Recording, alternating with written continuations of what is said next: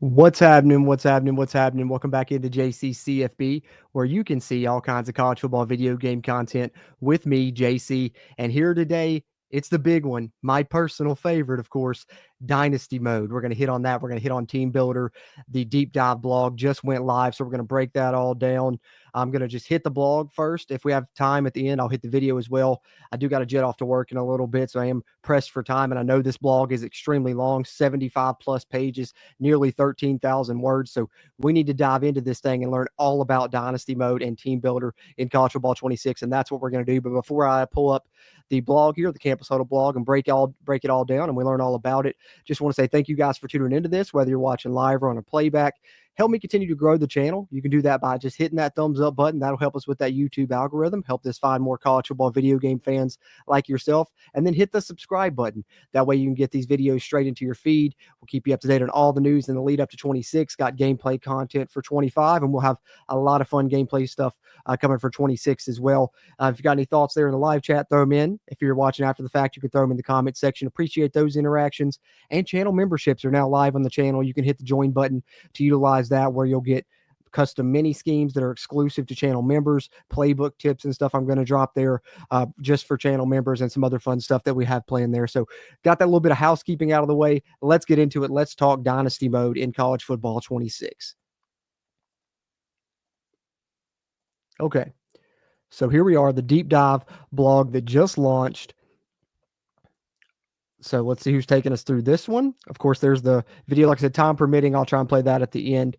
But we have to hear from Chad Walker, the producer, and Ben Haumler, the principal game designer, are going to take us through Dynasty, and we're going to learn about Team Builder through here as well. So building on the foundation, when they set out to design 25, they had a multi-year vision for what they wanted Dynasty mode to become.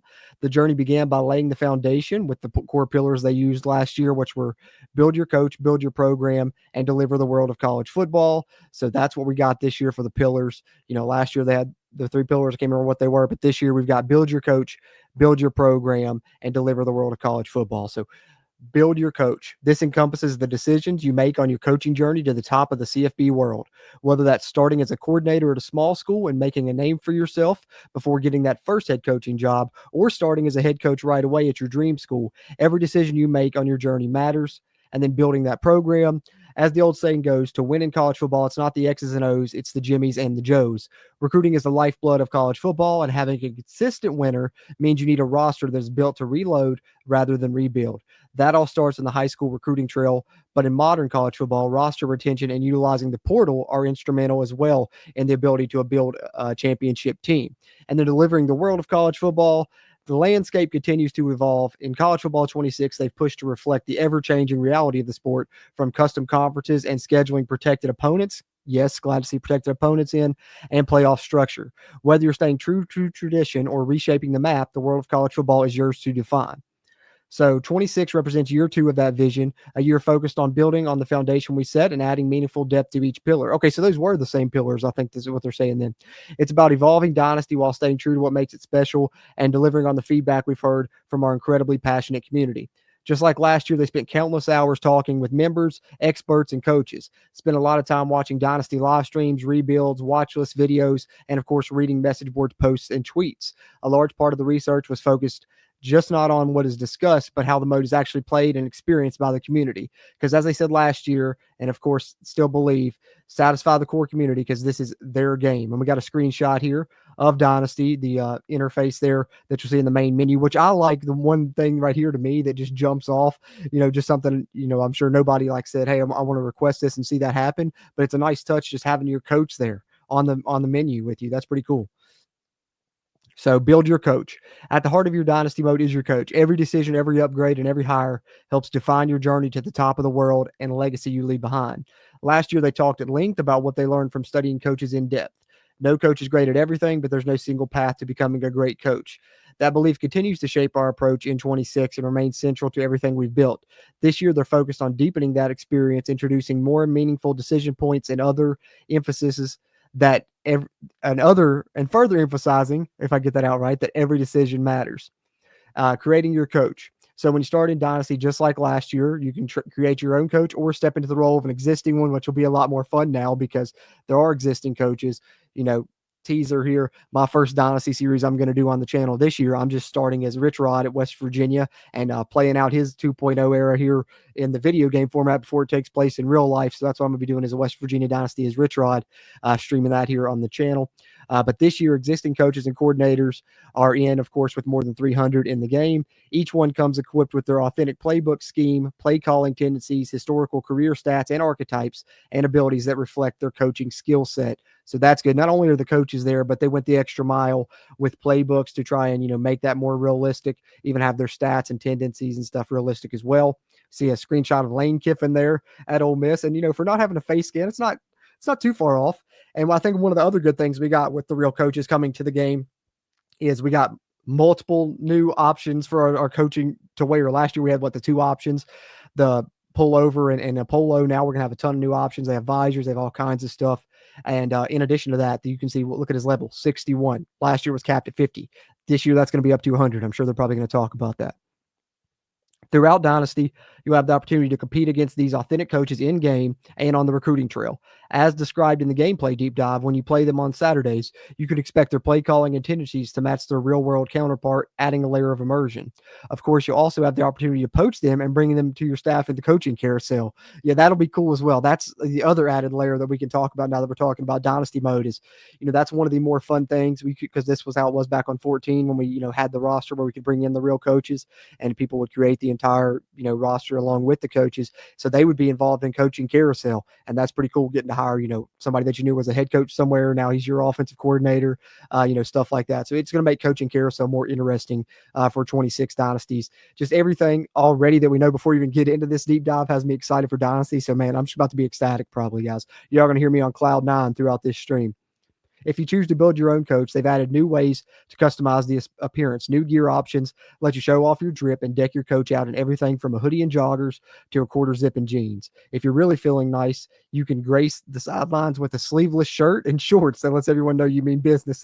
Hey, check that out. How about that? You talk about having options, man. You can go out there just letting the guns show, man. That's awesome. I like that.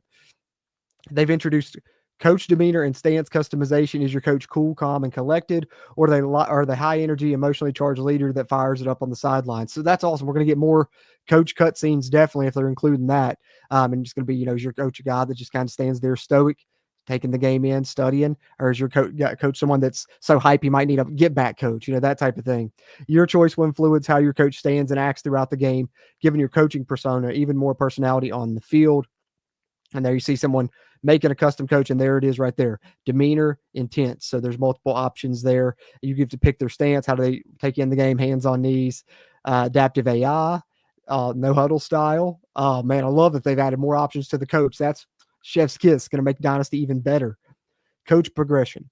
From the beginning, our design intent for our RPG archetype-based abilities and progression system has been that no coach can be great at everything. How you build your coach and manage your staff matters. Your coordinators either complement your strengths or shore up the deficiencies. This intent still holds true in 26, and they've expanded upon it as well. Last year, they saw players hitting the cap too early, maxing out progression well before the later years of their dynasty, which wasn't intended. While they believe you cannot be great at everything, your coaching journey should still evolve over time with new decisions and challenges emerging each season. In 26, the maximum coach level has been increased from 50 to 100, like touched on there earlier. Additionally, they've completely rebalanced the amount of XP each goal earns to better reflect its frequency and difficulty. They've introduced a new level progression curve designed to provide early momentum while creating a much longer trail of growth. So I like that touch right there. That's even better to me than the 50 to 100 is this right here. So what they're saying with this is, like, when you start off and you're, trying to work your way up, you'll level up quick there, probably for your first, let's say 5-10 levels, just for an example here. But then you get a coach, you get into level 20, 30, 40 and beyond. It's going to take them longer to get to 50, longer to get to 60. So I like the way that they've established that as well. You'll still see meaningful development in the early years, but reaching the top now requires sustained success across the full arc. Progression is heavily influenced by your active archetypes. That's a tongue twister right there when you try and read it too fast and read the words together. Like me, they're getting too hype about this dynasty shit. But progression is heavily influenced by your active archetypes perk, and we've rebalanced all archetype perks to improve overall balance and create more distinct trade-offs. Among 3 base archetypes, Recruiter, Motivator, and Tactician. Tactician now offers the highest XP ceiling, but only if you're consistently winning. It also carries the greatest downside if you're not. I think Tactician was what I ran with last year a lot. If I'm not mistaken, it was between Tactician and Recruiter. I don't think I really used Motivator, but Motivator and Recruiter provide a more consistent game, but a lower ceiling with maximum upside. So I honestly might take the, risk it to get the biscuit and roll with a Tactician when I create my coach for the online dynasties. We'll see. The amount of XP from each archetype perk now scales by archetype tier. Elite archetypes, Elite Recruiter, Master Motivator, and Scheme Guru. Scheme Guru was the one of my favorites on last year's game. Offer double the amount of XP as the 3 base archetypes. Hybrid archetypes like Talent Developer, Strategist, and Architect offer more than elite archetypes, and Program Builder and CEO can offer upwards of 10 times more XP than a base tier archetype. Wow. In order to quickly and efficiently scale your coach level and power, it is imperative that you invest in higher level archetypes and then focus on activating that perk as many times as you can. So interesting. They've kind of switched that up a little bit there. Interesting. So there you see Kirby Smart on the game. CEO, of course, for him, he's a level 80. So he's way up there for Kirby Smart. He's, almost 20 points higher than we saw Lane Kiffin. Remember, your staff doesn't just help you with their abilities. Their active archetype perks contribute to your XP growth as well. Anytime your team triggers one of your coordinator's perks, you share in the XP gains. Choosing the right coordinators can significantly increase your progression speed. So that's pretty cool. So now not only, do you get the bonuses with like the on-field stuff, but when you utilize one of those perks that you have assigned to your coach with the archetypes there, then that gives you an XP boost. That's pretty sweet. So like say you're a Scheme Guru and you have like the no huddle all the way upgraded. When you utilize that in game and have good plays, that's going to provide you more XP because that's at a higher level. That's one of those elite tiers there, Scheme Guru. As part of this perk rebalance, they've also updated several archetype perks. For example, Talent Developer now has Draft Dividends perk, which awards 3K bonus XP when your players are drafted. The CEO archetype's big game bonus now provides 12,500 bonus XP for each CFP win, as opposed to only national championship wins. I like that. So you get points for CFP wins now as well. That's a nice touch. Coach archetypes. While progression is the engine of your coaching journey, archetypes are the blueprint for how your coach grows and where your strengths lie. In College Football 26, they've made a number of updates to how archetypes are unlocked, balanced, and expanded, all with the goal of making each coaching path more strategic and distinct. To start, the 3 basic archetypes, Recruiter, Motivator, and Tactician, now require a minimum coach level to unlock. This change encourages more focused investment earlier in your career, making that initial archetype choice even more meaningful. It's no longer a quick jump between archetypes. Instead, your coach will grow into their identity over time. All right, so that's interesting. They're kind of trying to make it to where you kind of have to focus more on one, and then maybe later on you can move to another versus, you could kind of build them all together if you wanted on last game. This time I get 5 XP. I'm going to get a tactician ability. Next time I'm going to get a recruiting ability. Sounds like this time it's going to work a little bit differently. That's going to be a little bit harder to do. You have to kind of focus in on one at least early on. This helps reinforce the rock, paper, scissors relationship, not just between archetypes, but also between you and your coordinators. Choosing a staff that complements or counters your strengths is more important than ever. Yeah, good point. They've also introduced scaling archetype costs. Each archetype you unlock becomes incrementally more expensive, encouraging more intentional choices as your coaching journey evolves. Archetypes that are closely related to your current specialization will cost significantly less than those that require you to learn a new skill set. So if you start as a tactician, the amount to buy the abilities within that tactician group will be cheaper than if you try and go outside and hit that recruiting or that motivator tier.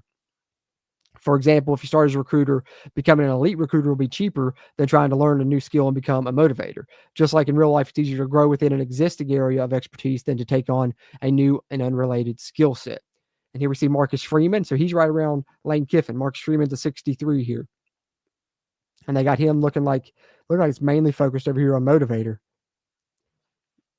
Excuse me. And you see the upgrade price, or I guess that's on tactician, maybe. I can't tell. It's a little bit focused here in between. So I think that's motivator up there. So you see if whatever one he has unlocked here, I guess it is tactician. It's 60 for him to even get into motivator. So that's a big cost to dive into another skill set on this year's game. Program builder and CEO archetypes are the exceptions. As broader leadership focused archetypes rather than specific coaching disciplines, they're not impacted by scaling costs and remain more accessible once you meet those unlock requirements. It's always easier to learn a new skill set when you're working alongside someone who's already mastered it. That idea is reflected in the friends and family discount ability within the program builder archetype, which reduces the cost of unlocking archetypes already owned by another coach. So that's where they're talking about, get an assistant that complements you. So if you get one and you get that friends and family discount ability, then that makes it cost even less for you. You can upgrade a little faster that way. Scaling archetype costs make it even more important to surround yourself with the right people. The right staff doesn't just support your strategy on the field, it can shape the path of your growth off of it as well. Every coaching decision you make matters. Alongside these structural changes, they've also rebranded the abilities inside the archetypes. This rebalance creates clearer trade offs between archetypes, further emphasizing the rock, paper, scissors relationship between coaching styles.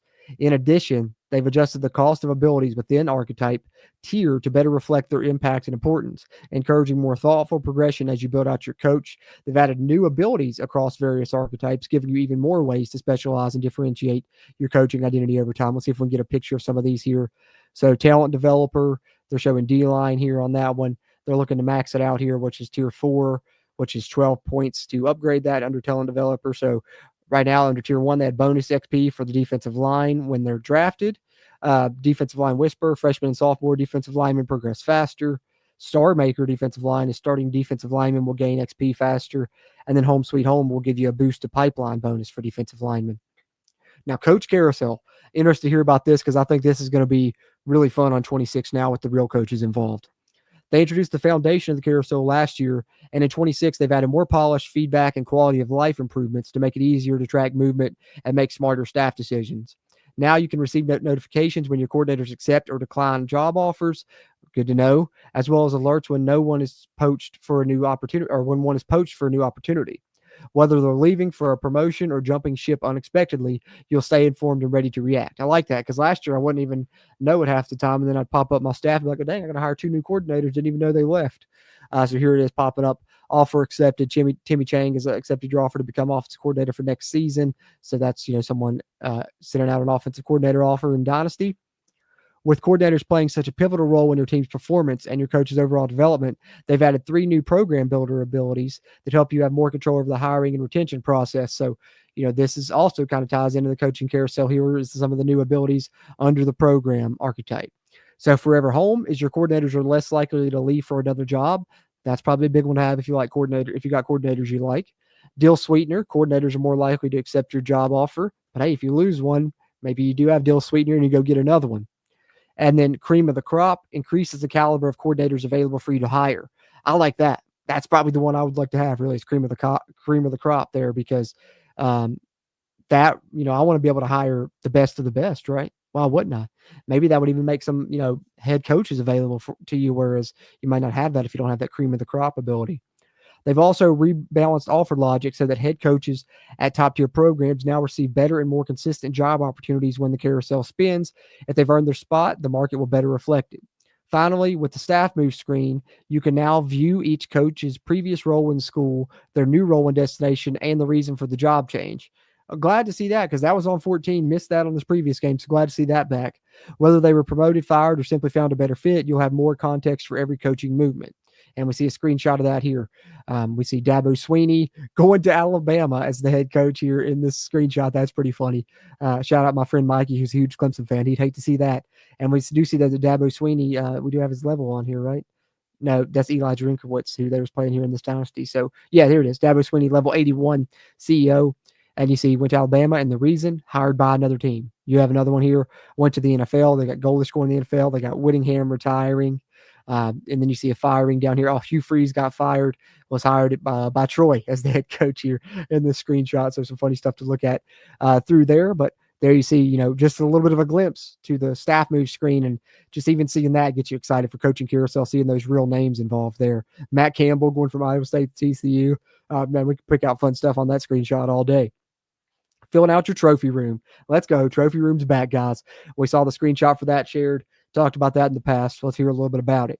Every great dynasty leaves behind a legacy.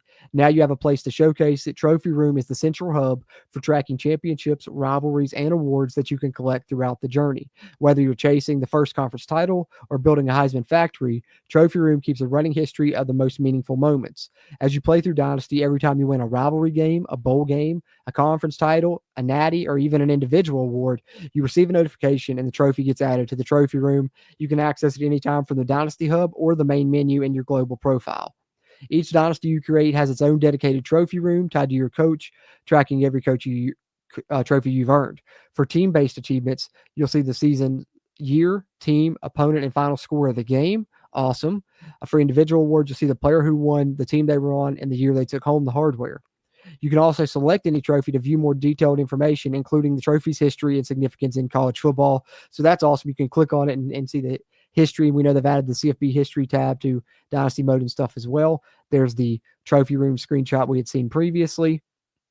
And there's another one there where it's showcasing something else there. It looks like, what's that, coach rankings, I'm guessing, or something. Maybe that's Road to CFP they're highlighting. Could be.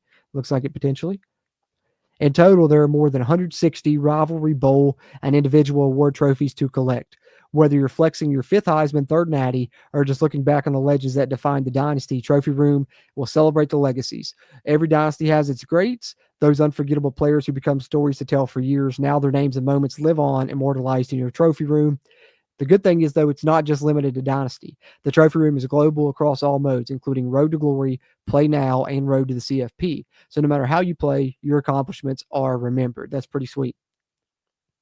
Build your program. Talent acquisition and roster management remain at the forefront of college football. How you approach building and keeping your roster has never been more important. The portal continues to grow and evolve, becoming an even bigger force in shaping programs across the country. Whether you're reloading through high school recruiting or retooling through the portal, your success depends on how well you execute your strategy and continue to evolve with players' ever-changing expectations. And 26, we still have the same core goals in mind: making recruiting feel personal, differentiating players and regions, and making the portal even more authentically unpredictable. From the way prospects evaluate schools to how expectations evolve over time, building your program now means more than just landing talent. It's about understanding it, developing it, and trying to keep it. And here we go, some portal upgrades. Some schools see a mass exodus, others stay almost completely untouched. That's the unpredictability of the modern transfer portal. In CFB 26, they've pushed to fully capture the essence and chaos that defines this era of roster movement. 25 laid the groundwork, but this year they wanted the portal to feel authentically unpredictable, forcing tough decisions around team retention, roster construction, and win now urgency. Now you can expect to see a consistent pool of around 2,000 players entering the portal. As part of this rebalance, they've also changed how they assign star ratings to transfer prospects. In 25, players were assigned their star rating based on their overall. Now star ratings more heavily influenced by a player's position in class year. For example, 85 overall freshman quarterback, we scored higher than an 85 overall senior guard. Makes sense. The portal isn't just a mechanic, it's a philosophical choice. Do you build for the future with high school talent or lean into immediate impact veterans from the portal? It's a real-world debate playing out across CFB. Programs like Colorado have leaned heavily on the portal, flipping their rosters. Meanwhile, schools like Clemson have been committed to developing through high school and long investment. In 26, both paths are viable, and each one comes with distinct trade-offs. This also applies to retaining your own roster. Managing player expectations is just as important as recruiting new talent. In today's game, players want more playing time, more exposure, and alignment with their goals, and sometimes those change over time. So that's probably when they're going to talk a little bit about the dynamic deal breakers here now. And then we see a screenshot of the recruiting screen there in the transfer portal. Looks like Jeremiah Smith's in the portal there in this screenshot. They got a lot of good players in the portal. Look, Arch Manning in the portal. That's funny. So I like some of these screenshots. Lagway in the portal. Deal breakers. At the heart of the portal is a simple truth. Every player has expectations. And when those expectations are met, they may decide to leave. Some have expectations you don't agree with or even find reasonable, but that doesn't change the reality. In 26, every player now has a deal breaker, giving each one a clearly defined expectation and a chance in the portal if that isn't met. Additionally, prestige has been added as a deal breaker, reflecting the mindset of players who value competing in the best conferences against the toughest competition. They've also redefined the playing time deal breaker to better reflect the realities of roster management.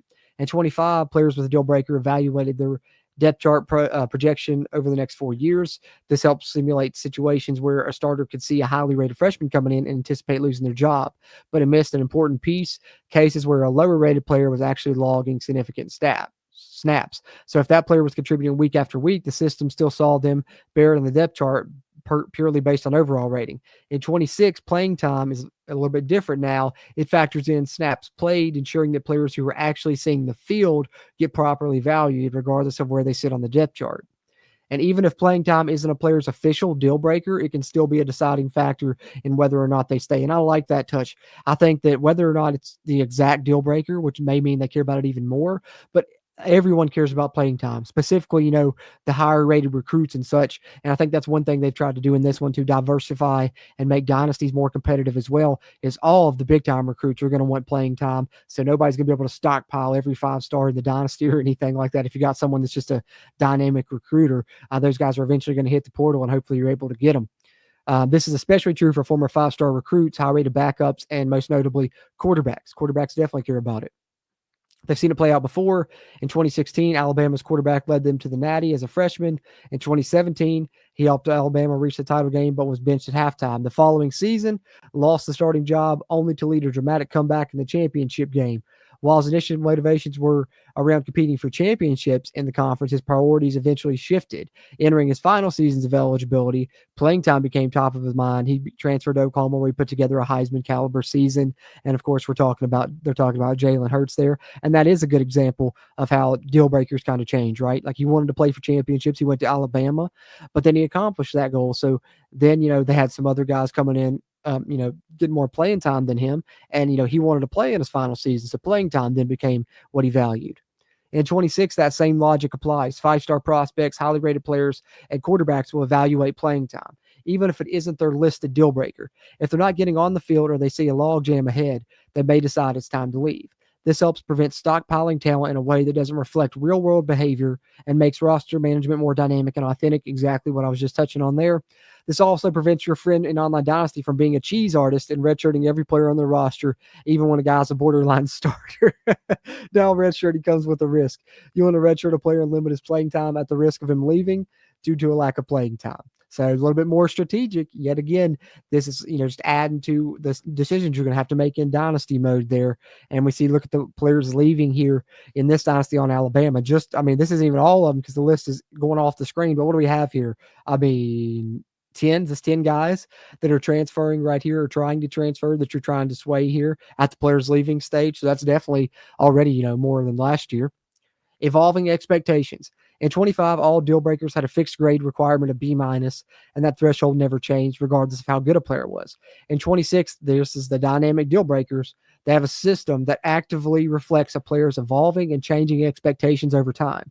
As players become more talented and more productive, their expectations also grow. This makes it more difficult for some schools to meet those rising demands, and often results in players organically transferring as their goals outgrow their current situation, which makes sense, right? 90% of the time, if a guy's balling out at a group of 5 school early in his career, he's going to end up at a Power 5 school for the latter portion of his career. Just that reflects real life as well. So glad to see they've put a system in here into the game that'll kind of help that be showcased in game as well. A school that once felt like a great fit may suddenly feel mid. It's the big fish in a small pond effect we so often see in real life. With dynamic deal breakers, the required grade now scales based on a player's overall rating, high school star rating, or transfer portal star rating. The better the player, the higher the expectations. And of course, they give an example here where they're talking a little bit about, looks like Nico Valea here they're talking about there with that example that they're talking about with that one. But, I already provided a real life example talking about a group of 5 to Power 5, so we don't need to read through the example there. Let's move on here and take a look.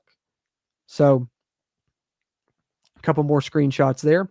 And then we see how you build your coaching staff can significantly impact your ability to manage the evolving player expectations and retain the roster.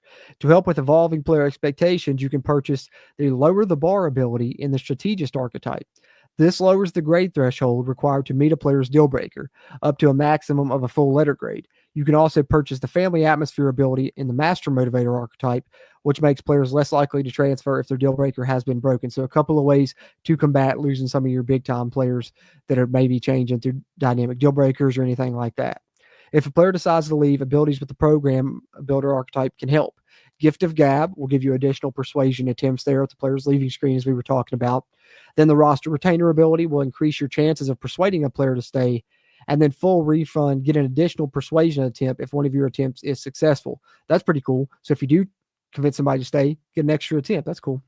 As expectations evolve, so too must your coaching strategy. The players you recruit as a freshman may not be the same player or have the same demands when they are upperclassmen. How you manage that growth and evolving expectation will significantly impact how successful you are. And I think the fact that you have limited chances to sway guys on players leaving is going to come more into play this year, as you're going to have more players transferring out. And yet again, you're going to have to be strategic in who you keep and who you let go, or who you try and keep anyways.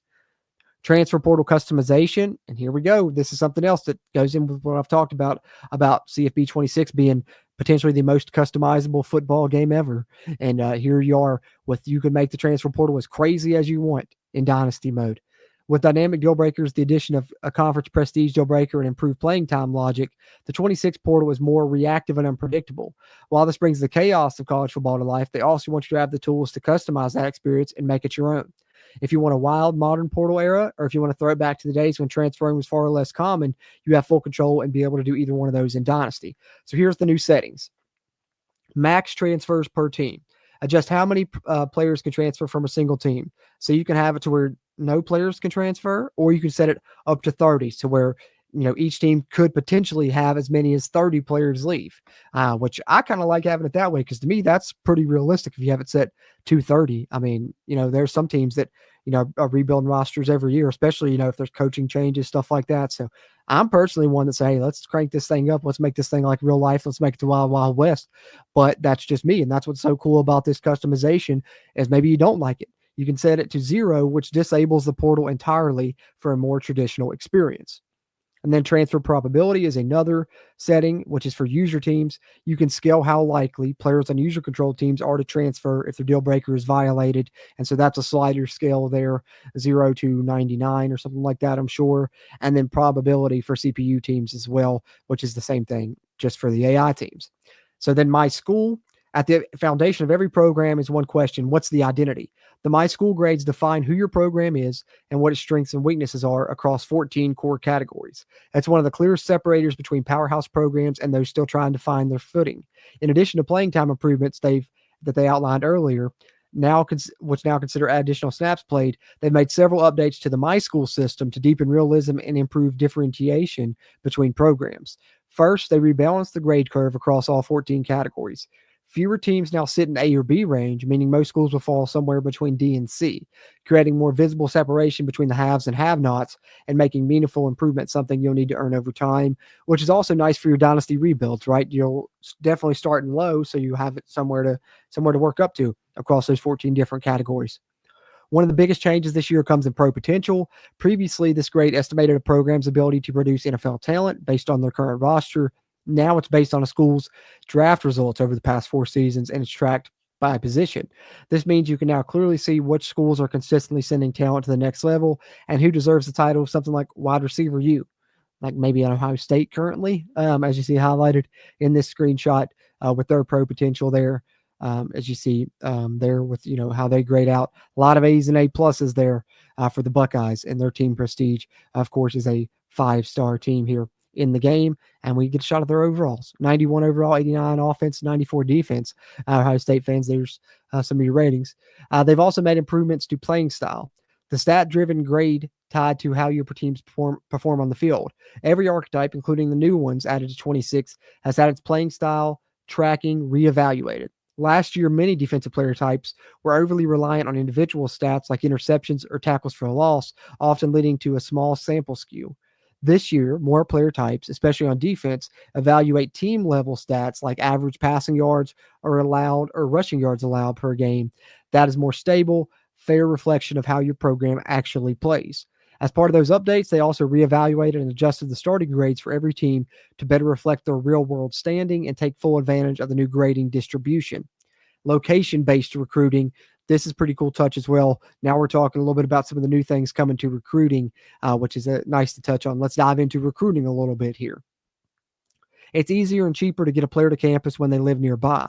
Driving 100 miles is a very different challenge than flying across the country. And in CFB 26, they replicated that reality through location based recruiting. The cost of a visit is now directly tied to how close a recruit is to your campus, making geography a meaningful factor in your weekly recruiting strategy, which is a nice touch.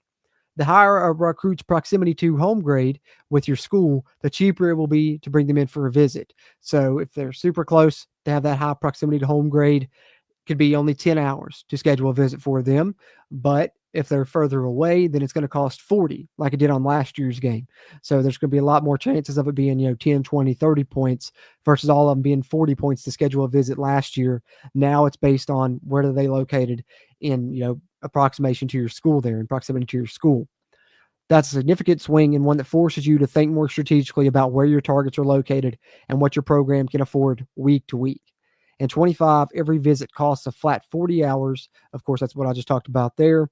Now visits are much more efficient for local and regional player, but flying in a top recruit from across the country still comes at a premium, one that power programs may be able to absorb while smaller schools will need to pick their spots because, of course, less hours available based on the team prestige, the my team grades, all of that they're talking about that factors into this. To help maximize your visits, the CEO archetype now includes a new ability, more the merrier. This ability doubles the number of players who can visit your campus in a single week. Ooh, that's going to be a good ability to have there. If you can reach CEO, which of course will take a while probably, but that more the merrier ability is nice because then you can get a lot of guys in on visits because that increases the cap from 4 to 8, absolutely doubling it. So nice. That extra flexibility can make a big difference during stretches of the season, especially when you're judging high priority targets. You're trying to align timing for multiple recruits. And if you're running a staff with a coordinator whose active archetype is strategist, the benefits can stack even further. Strategist perk grants bonus XP for every recruit who visits during a win. Wow. So you get that one right there at the CEO level. You get 8 visitors in, you win a game, you have them in for a big game where they get maximum points there, and you're really talking about shooting up the recruiting board then. So you have the potential to significantly boost coach XP across the board. As we covered earlier, active archetype perks are now one of the most important drivers of coach progression, and this type of coordination between abilities can have a massive impact on how your staff levels up. Location-based recruiting costs create a sharper divide between the have and have-nots and reinforce the importance of building a recruiting strategy that reflects your program's research, identity, and resources. Take a swig of my coffee, guys, and then we'll continue on here. We know this one's lengthy, but that's all right. We're getting a lot of good info here. I think we're continuing on in recruiting here.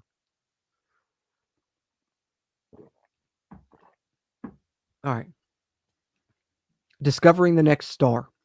Scouting is a critical part of identifying which players fit your program and which recruits you want to go after.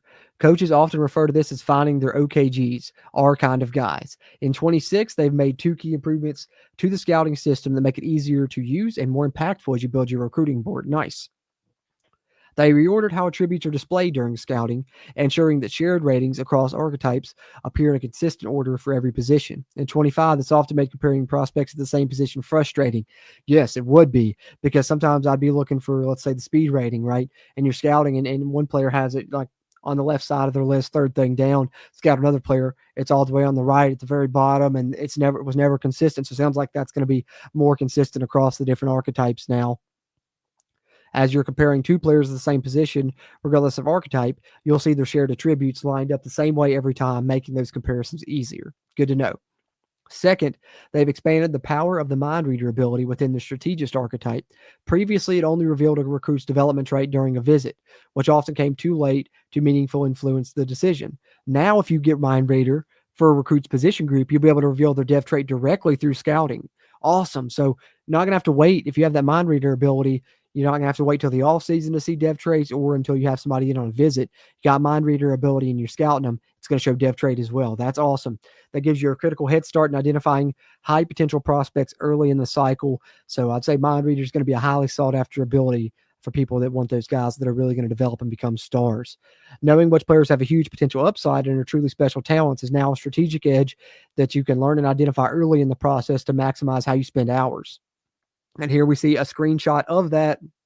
So someone had that ability clearly because they scouted this quarterback, this pocket passer, and he has an impact development trait. So there you see that.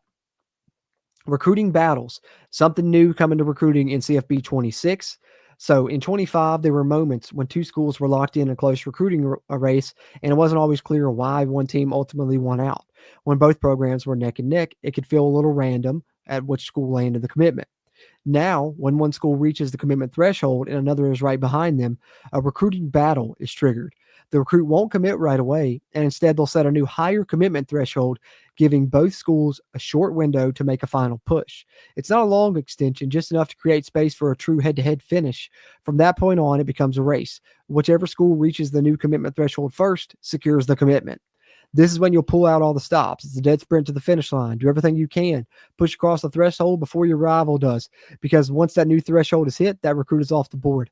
And you know what this is really going to make fun? Online Dynasty battles. Now you could get in recruiting battles with other users and stuff in Online Dynasty and have that trigger and really battle for guys and truly know who you battled for who. And then even if you lose that battle, then you can know where they're at and follow that player and be like, did I really miss out on a gym, or am I okay? Was he a bust? Stuff like that. And that really takes me back to 14 when it was kind of more clear who you were battling with, because I remember battling with a guy for a hell of an athlete recruit, and I didn't know where if I was going to put him at quarterback, receiver, or what.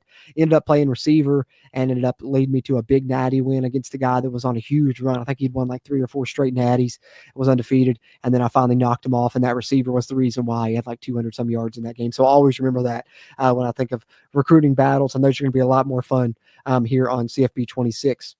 Recruit generation.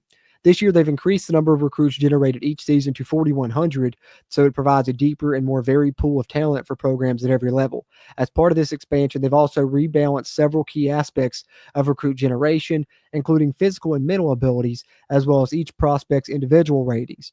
You'll still be able to find players with high-level attributes and silver or gold tier abilities, the kinds of elite prospects that transform a program, but there'll be fewer of them overall. In particular, when it comes to athletes, they've reduced both the quality of the top-end athlete prospects and the quantity generated across each position. That means it's going to be rare to find those truly elite prospects, but when you do, it'll feel special, and landing them will be a major win for your recruiting class. So less in the athlete pool and less in the pool that have those kind of elite abilities there, those high-level attributes, the silver and gold tier stuff. They've also reworked how pitches and deal breakers are assigned to better reflect the wants and needs of players today. Glamour positions like quarterback, running back, wide receiver, corner, and edge now put a much heavier emphasis on brand exposure to better reflect their expectations around NIL opportunities, which makes sense. Those players are going to want to get paid more, and the game's way of reflecting that is through the brand exposure thing there in the My Team ratings. Additionally, they've rebalanced the motivations and assignments of deal breakers across pitches to create more overlap. The goal in mind there was to make it harder to immediately pinpoint a recruit's ideal pitch based solely on their deal breaker, requiring you to dig deeper to uncover what truly matters. They've also reduced the weights that most high school prospects will start at to better reflect players entering college with a less mature body. Makes sense. Players have to develop, particularly when you're talking about guys coming in on the line. A lot of times you get guys coming in, 260, 270, 280, and you got to get those guys up, close to 300 a lot of times, right? This allows weight to scale more naturally over time as they grow into the body and physically mature, which also tells me that means in player progression phases, which I know we can mainly progress players now, but in the off-season phases of your dynasties and online dynasties, that players' weights are going to develop throughout their career from freshman on, and maybe potentially even heights as well. And I wonder what determines that, if it's more rating based, if it's random, if the development trait factored in there. That's interesting. I wonder if they'll touch on that, because it does say more on that later. As they've introduced a brand new lean body type, which is most noticeable at the wide receiver position. The lean body type better presents long, wiry athletes who may not be physically developed yet. To sway or not to sway, sway is one of the most powerful tools in your recruiting arsenal, but it's also one of the most misunderstood.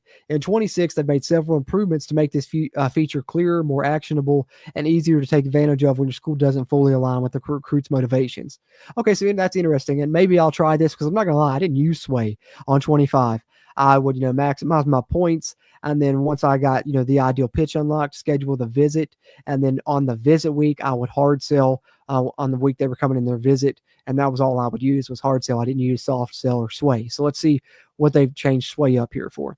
Sway is designed for those moments when your my school grades don't match up with the prospect's ideal pitch, or when you want to expand what a recruit cares about to include another pitch that plays to your strength. A successful sway allowed you to add a second ideal pitch, giving you more flexibility in how you engage with that recruit. In some cases, it can even unlock a third ideal pitch by creating additional overlaps.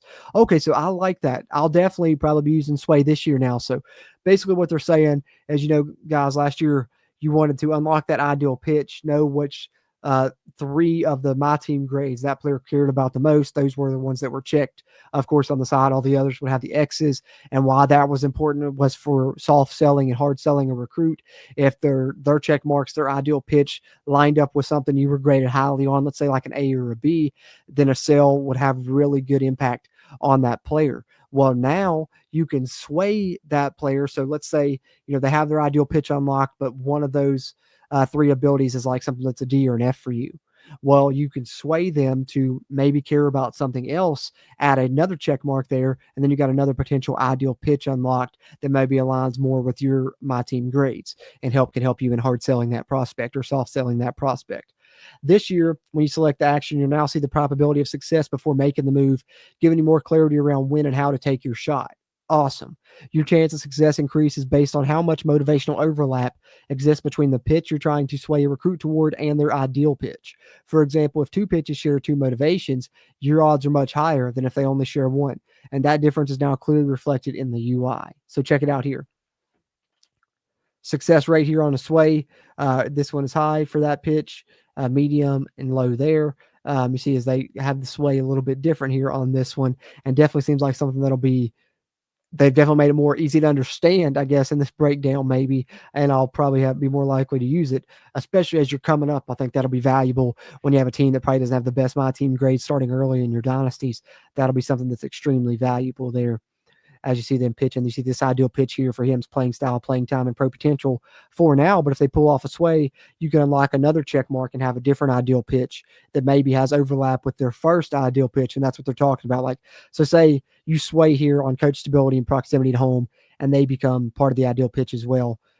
And so then you would have two of those, but it would come into play with one of these. And so then if you have these three and it overlaps with this one, that's even more points when you go to hard sell. So now hard sells can be even more impactful with potential, additional layers of ideal pitches. So once a sway is successful, you'll see visual indicators both in the left recruiting board list next to the specific motivations the recruit now cares about. Those markers make it easier to identify recruits that you have successfully swayed. And see here, that's exactly what happened.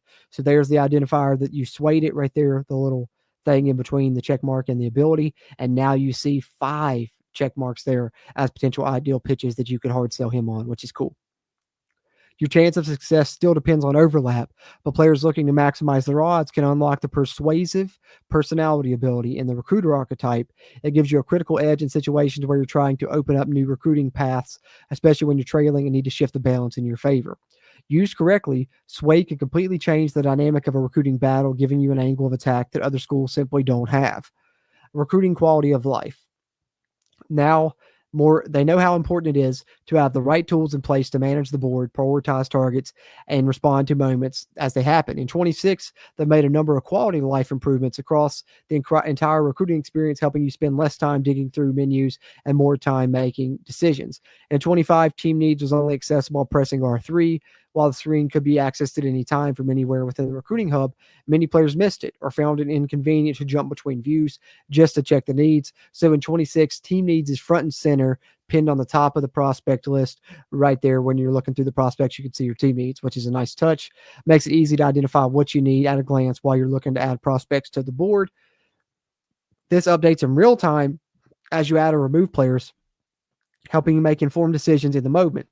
This module is meant to provide a quick summary of your immediate roster needs, while the full team needs screen includes a year-by-year breakdown and your overall grade at each position. Okay, so I like that. The full team needs screen shows you, by year who you have there at each position, and you can still get to that with the right stick. And here's a look at that. You see the team needs right up top there while they're looking through the prospects, and you see some of the new positions that we've talked about in the past there as well. Right edge, Mike, some of those included there. And you see they need 2 edges, they need a D tackle, they need a tackle, they need a free safety. So in recruiting board, you'll now see up and down arrows appear on the left-hand list next to each recruit's name, and those indicate whether you've moved up or down in that top schools list compared to the previous week. Nice. So that's just right there, easily indicated as well. Love these little quality of life improvements. And that makes it easy to identify who's trending in your favor and which ones you may need to add some more, hours and points to, do a little bit of finessing with, try and get, back into the game with. And once a recruit enters the pitch stage and narrows down their top school list to 5, a red dot appears during the first week to let you know new recruiting actions are available. Additionally, the recruit stage indicator on the left-hand list will become highlighted, making it easier to spot which players are close to committing and may require more focus and attention to secure before the competitors do. At 25, it was easy to lose track of key recruits you wanted to monitor week over week. In 26, you can now favorite recruits by double tapping triangle. Oh, I love that. That's awesome. Especially, I think that'll be super beneficial like early in the process, right? Because you're setting up your board. You may add, 20, 30 guys at first, but you really want to hone in on your favorites, especially there in the early recruiting process, 5, 10, 15 guys, depending on how many hours you have available, and to easily be able to identify those guys without having to necessarily rearrange. Because what I used to always have to do was just move those guys to the top of my board. Now I can just try and hit triangle or Y on them, depending on what console you're on, and you favorite them. And now that's a bookmark right there, and you're able to go to just the favorites on your list, which is nice. Allows you to stay focused on your top targets, keep tabs on competitive battles, and make sure you're not missing on critical follow-up actions. They've also added a new filter that lets you quickly view only your favorited recruits, which I figured was the case, which you'll be able to use with that L2 like you could last year, where you could look through ready for visit, each position, all those things. Now there'll be a favorites tab, and you see the star there beside the people that they have favorited there, which you double tap the triangle button to favorite them, as you see right there highlighted on the screen. If you hold in triangle, of course, it removes them from the board. Finally, they've added a set of advanced search filters to give you more ways to filter and search the prospect list to identify prospects who meet your needs or by targets. You can now filter by maximum star rating, minimum pipeline level, and what stage they are in. These updates are all about helping you recruit smarter, stay organized, and take action at the right time. Player progression. Let's get into a little bit of this talk about player progression, which I'm excited about because I think now you have that ability to do it yourself, manual player progression. Player development is the core of building a successful program. Talent acquisition is without question important in CFB. Inability to develop those players will keep them from reaching their potential and prevent you from realizing your dreams of winning a natty. In 26, they've rebalanced and expanded how progression works to create more differentiation, realism, and separation between programs. Living in the Iron Paradise. At times in 25, players would go long stretches without any progression, only to suddenly take a big leap when they finally leveled up a skill group. In 26, they've increased the number of skill group levels from 10 to 20, allowing for more gradual and natural progression. So more skill group levels. Nice. A player's development trait also plays a big role in off-season progression. While there's still variability in how much a player develops during the off-season, players with impact, star, and elite traits now have a higher amount they will progress. Increases the likelihood that players with a better trait will progress more than players with a normal trait. Every year we see freshmen arrive on campus and undergo significant physical changes during their first season.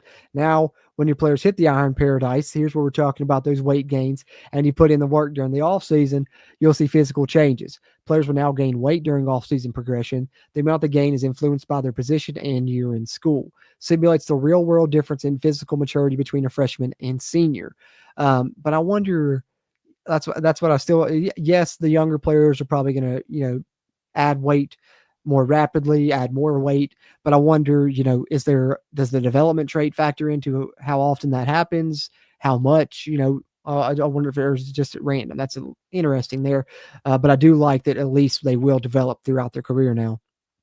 Lastly, the school's athletic facilities grade in my school now increases the amount of progression players receive, no different than the real world, where schools' best performance and nutrition programs seemingly perform at a higher level than the rest. The higher your athletic facilities grade is, the bigger your progression boost will be. So there's the answer to my question right there.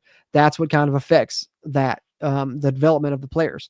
If you want to be able to take a guy at, from 250, 260 to, a 300 plus pound offensive lineman, you're going to need a school that has, that high athletic facilities grade, because that now factors in sports nutrition, and that factors into that, plays a factor in that development of that weight gain throughout the off season. The higher your athletic facilities grade is, the bigger the progression boost will be. Athletic facilities are just another factor that contributes to long-term program building and highlights the divide between powerhouse programs and those still finding their footing. Physical abilities, as OG Scott Gallagher decided in the gameplay deep dive, they've introduced new physical and mental abilities this year. In addition to physical abilities, they've modified the requirement to unlock tiers.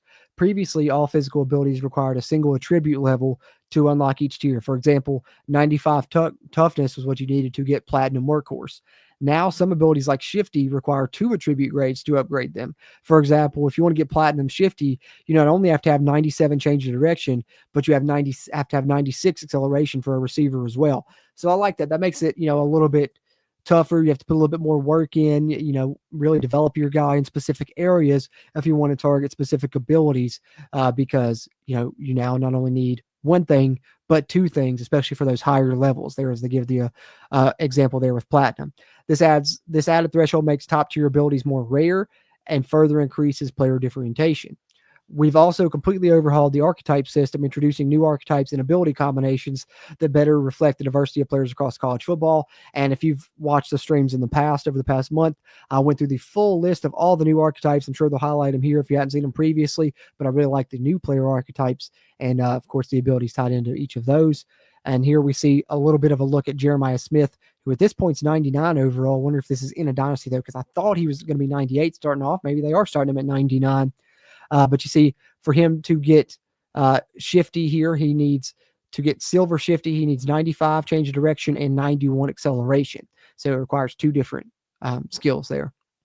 From impact player to star, player performance during the season now plays a huge role in long-term potential. If a player if a player absolutely cooks during the season, they can upgrade their development trait during off-season progression. So dynamic development traits is sweet as well.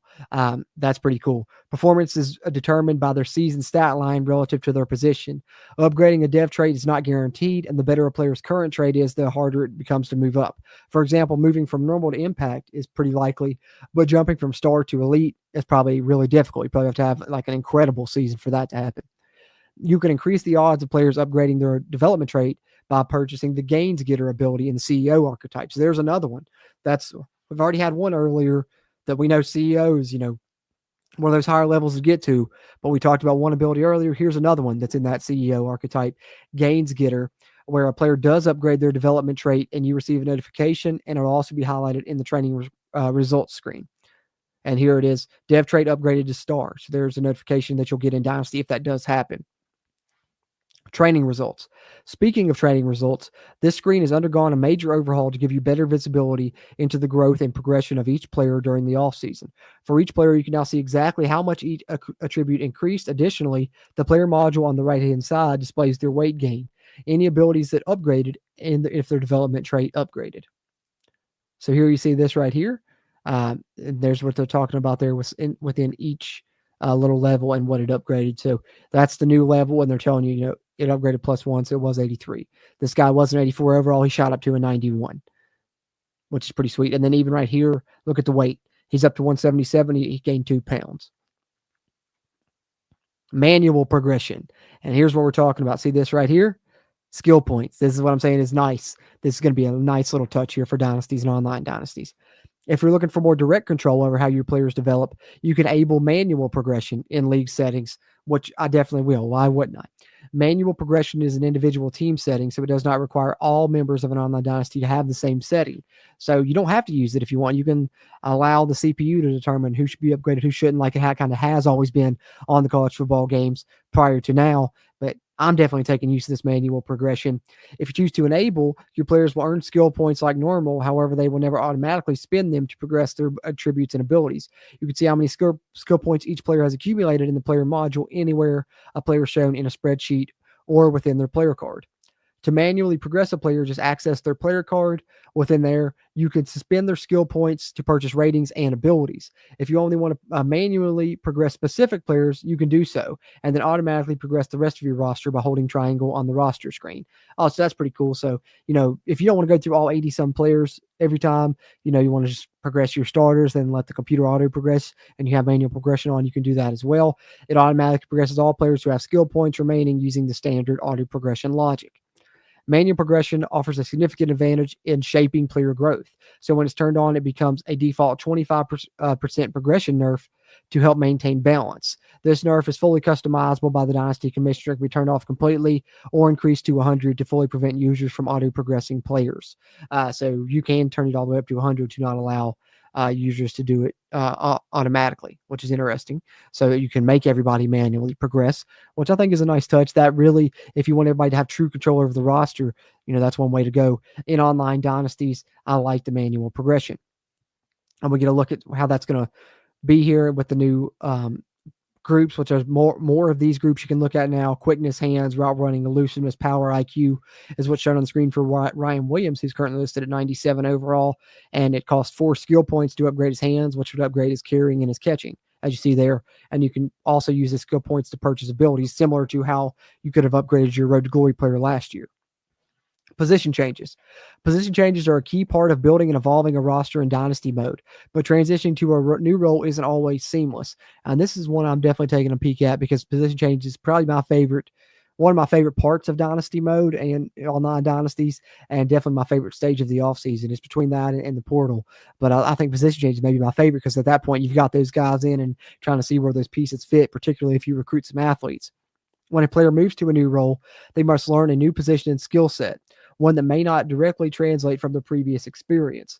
While they can certainly grow into the role over time, that development doesn't happen overnight. To better reflect a player changes positions, they will now only retain abilities that are shared between the previous archetype and the new one.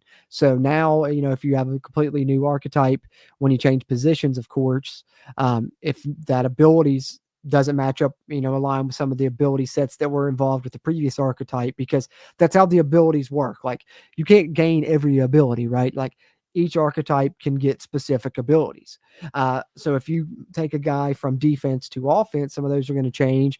And, if you take a guy from linebacker to the secondary in the defensive backfield, some of those abilities are not going to transfer over. So you'll lose some of those. And their skill group caps are also adjusted based on how closely the new position relates to their original one. For example, shifting a running back to wide receiver results in a smaller drop in development ceiling than moving that same player to offensive tackle.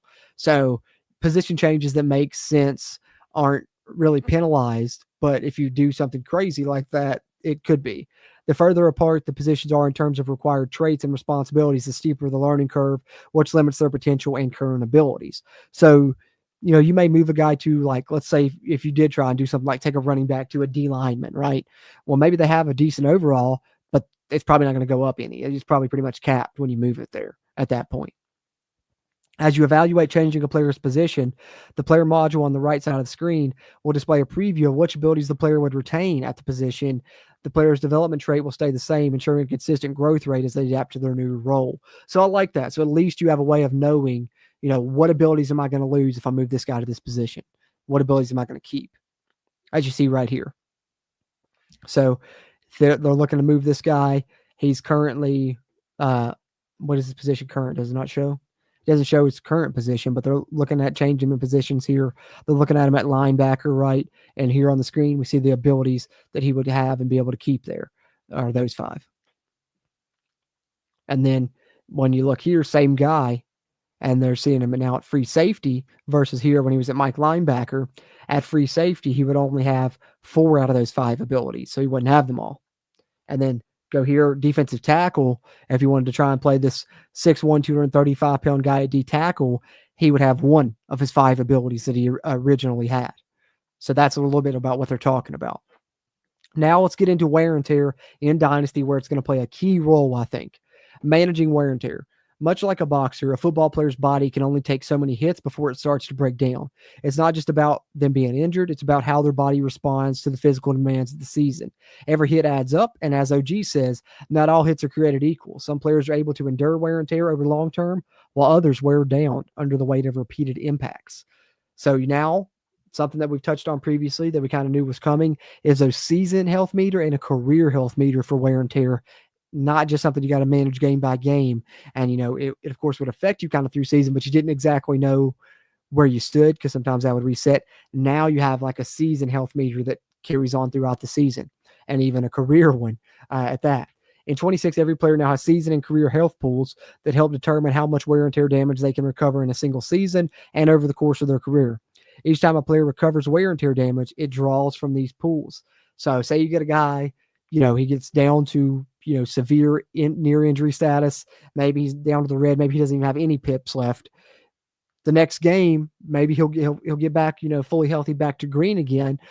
But that's going to take his career health meter down a little bit, his season health meter down a little bit. So that adds into how you want to manage these guys throughout your season, which yet again continues to make this so customizable. And dynasties are going to be so strategic here in 26, guys, because a lot of these new stuff that they're added.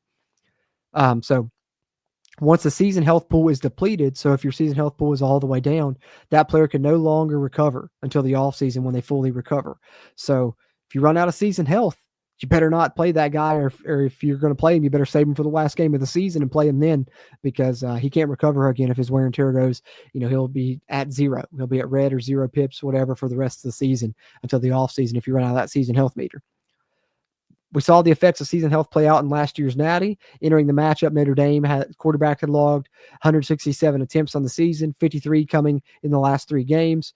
On the opening drive, he led an 18-play, 75-yard touchdown march where he carried the ball more than 9 times.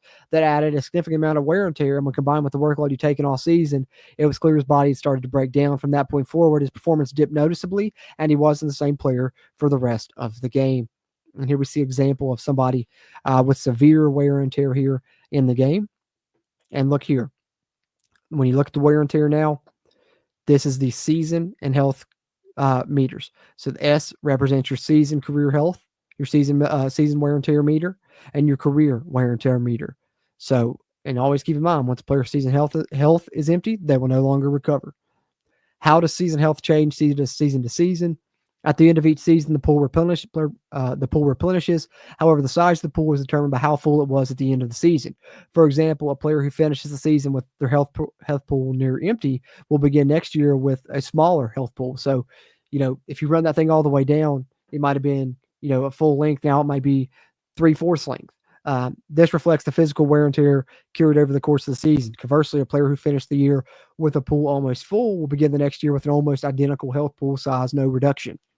You'll also be able to see the impacts of a player's season health on their career health bar over the course of the season. In effect, you're now having to manage a player's quote-unquote career clock. How heavily a player is used from year to year will significantly impact their longevity, adding a new layer of decision-making to wear and tear management week to week and season to season.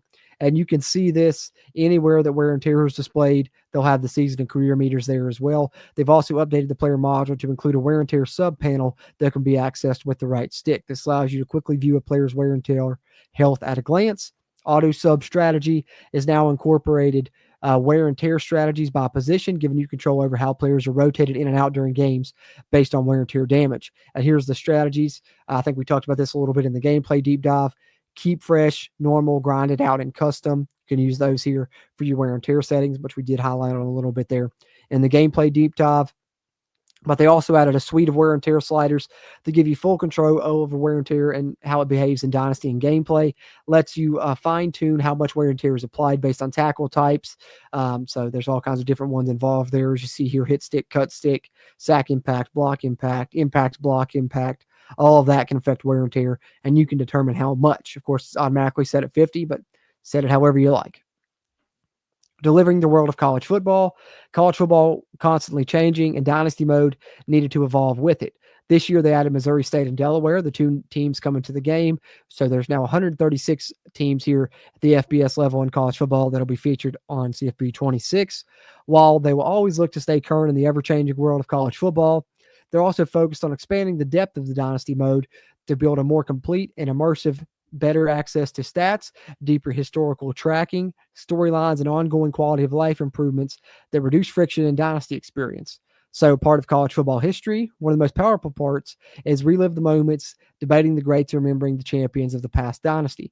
Whether it's your boss telling you about a sweet 2-star recruit that won 3 Heismans and a Natty at a small school, or those arguments over your friends of which team was the best, those are what make Dynasty Mode special. In 26, they've introduced the CFB History tab, which is accessible from the Stats and Records tab of the Dynasty Hub.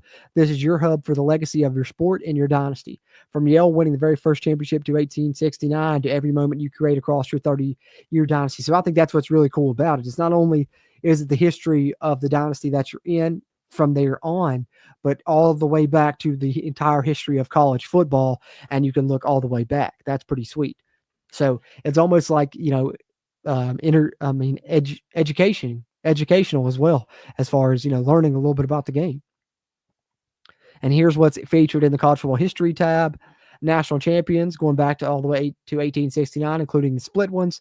Conference champs going all the way back to 1896, including historical conferences that no longer exist. Awesome. I could check out the old Big East conference titles.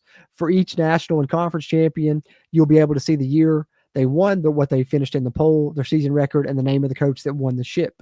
If this was a championship game, you'll also be able to see the losing team, their top 25 rank, their record, and the score. 21 individual player and coach award winners, for example, historical Heisman Trophy and Bear Bryant Coach of the Year winners.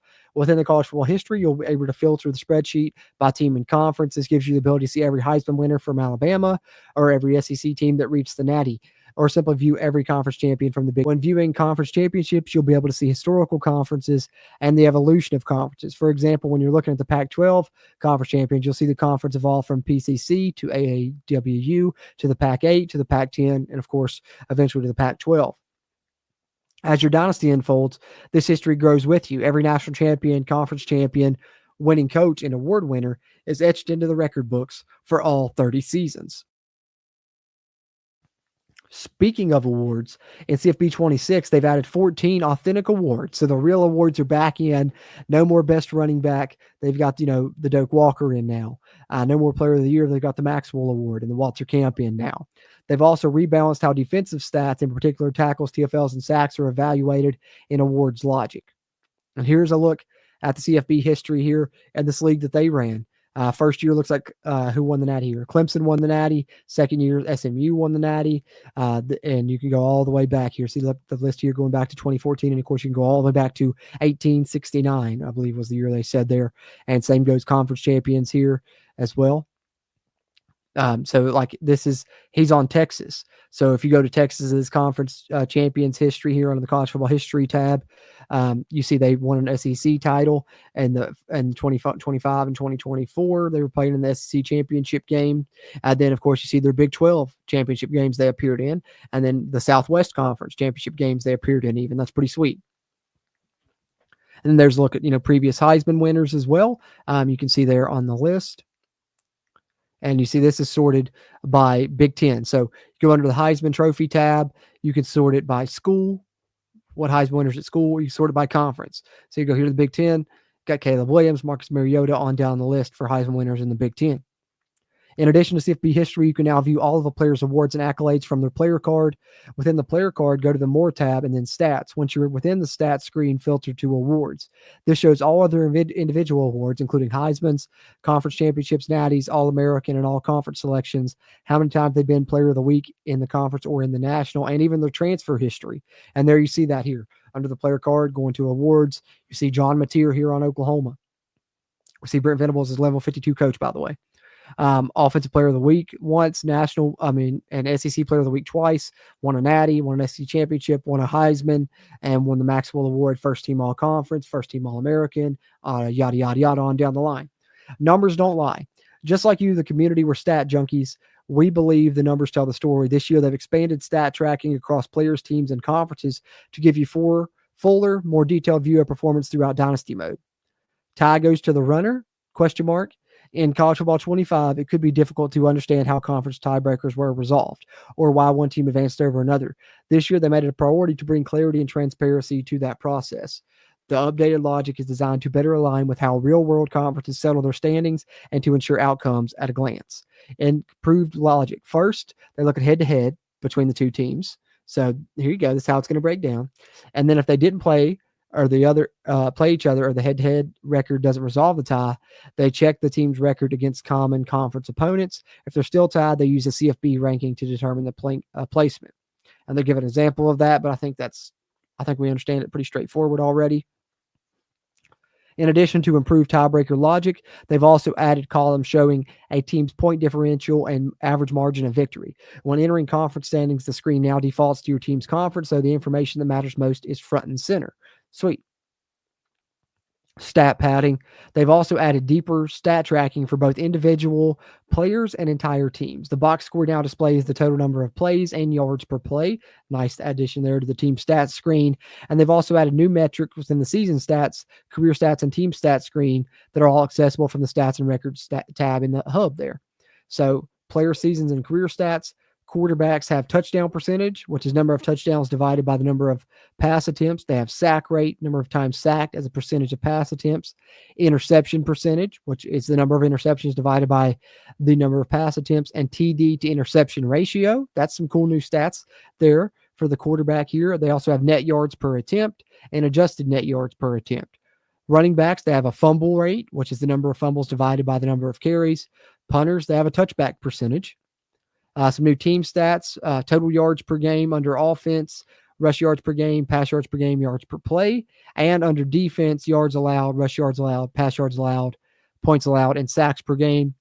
You also have under penalties per game, and penalty yards per game. Then you also have games played.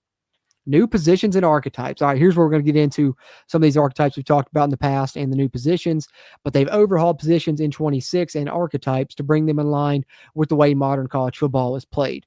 They made key positional updates to reflect how teams align in today's game. Defensive ends are now edge rushers, and outside linebackers are either Sam or Will. Sam strong side, Will weak side. These roles better reflect real-world defensive structures, and of course, middle there is your Mike.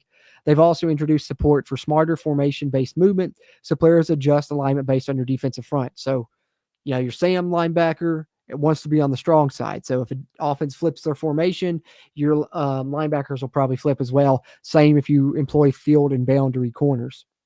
Additional depth chart updates include long snapper, gadget for trick play specialists, and nose tackle, which is specifically used in 3-4 fronts. They also took a hard look at every archetype in 25 and found that many didn't fully capture how players move, play, and contribute. Some players fell between styles, while others had skill sets unique enough to deserve their own identity. For example, a gadget wide receiver. To address this, they've expanded to 59 total archetypes, each with its own unique combination of physical abilities. In addition to adding new archetypes, they fully reworked the existing ones to better represent the full range of play styles within each position group. Some positions, like receiver, now feature 7 unique archetypes, each designed to capture a unique play style. Here's a breakdown of which make each one unique. Speedster, let's go. Now, finally, it'll probably be easier to find faster receivers. Last year, you had to look under, deep threat a lot, but sometimes they would be under different things. So now you have a speedster who is a pure burner who can take the top off the defense, not a technician, but lethal when open space. You also have a route artist, precise, smooth, and always open, wins with footwork and timing. Then you have a physical route runner, which is a more big-bodied and technical receiver, not that fast, but great for contested third downs. Then you have an elusive route runner, where you're going to see somebody that's more shifty. He's shifty before and after the catch, combines smooth routes with elite yards after catch ability. So I think, for me, that'll be 2 of my favorites: speedster, elusive route runner, and then go get you, somebody that can be a gritty possession guy. But then gadget, is nice as well. I like gadget too. So also you have gritty possession, tough, reliable, and physical, ideal for option offenses and run blocking on the perimeter. Gadget receiver is a do-it-all player who could take snaps at quarterback or running back, built for trick plays and misdirection. So, you'll probably have some speedy guys at the gadget position as well. So I think that's what I'm looking at. Just looking at these archetypes right here as the receiver position, I would say that if you're somebody that looks for guys with good speed like myself, you don't even have to look under one specific. Like last year, maybe you would potentially target deep threats. That's what it seemed like I ended up targeting the majority of the time, because those were the only guys that had the speed that I was looking for. Sounds like guys at speedster will have speed, guys at elusive route runner will have speed, and guys at gadget will have speed. And then, of course, abilities that go along with those style of playing. And then lastly, receiver, you have a contested specialist. This is someone that dominates tight covers, they high point the ball, and win in jump ball scenarios. These archetypes not only shape how a player performs, but also determine the physical abilities they have access to, creating meaningful gameplay and recruiting variation. Whether you want to recruit a possession guy who steals the edge or a true deep threat to stretch the field, there's an archetype to match. And if they don't have them all listed here, there's a video on the channel you can check out on the archetypes where I listed a good majority of the new archetypes. Formation subs. One of the things that make college football so dynamic is the variety of formations and alignments across different programs. Each week, coaches find creative ways to use personnel design packages to create mismatch and exploit opponent team weaknesses. Formation subs bring that same flexibility, allowing you to assign specific players to specific formations. Great way to take advantage of the new positions and archetypes. So freaking glad the formation subs are back on the damn game. Was missing them so bad last year. With formation subs, you'll be able to to set up 50 formation subs per team. And if this is like it was on 14, that's for offense and defense combined, 50 total. So it says per team. So, if you want to make subs on both sides of the ball, be strategic with what you want to do there. Subs will persist season to season unless the player leaves the team or you change teams. If you switch playbooks, any formations shared between the old and new playbooks will retain their assigned subs. And with that, I just have to say, please, I hope that we're able to set our custom playbook as our scheme in Dynasty so we can properly utilize these with our custom playbooks as well. We'll see. Fingers crossed on that one. Wasn't the case on last year's game. But here you see a look at formation subs, a screenshot there of them using them at Georgia. Custom conferences now featuring protected opponents. Scheduling in CFB has become more complex than ever, and in 26, they revisited how custom conferences work to ensure that your scheduling choices hold up across multi-year dynasties. As part of that reassessment, they identified that some custom conference combinations were mathematically impossible to support within the scheduling system. To maintain long-term integrity, these edge cases have been removed from the custom conference matrix. As part of the custom conferences, you can now set protected opponents, giving you the ability to lock in annual matchups regardless of divisional alignment. If you want to ensure, Michigan plays Ohio State every year, so on and so forth, you can. Most conference configurations can support one or two protected opponents per team, depending on the number of teams in the conference, whether divisions are enabled or disabled, and the number of conference games played each season.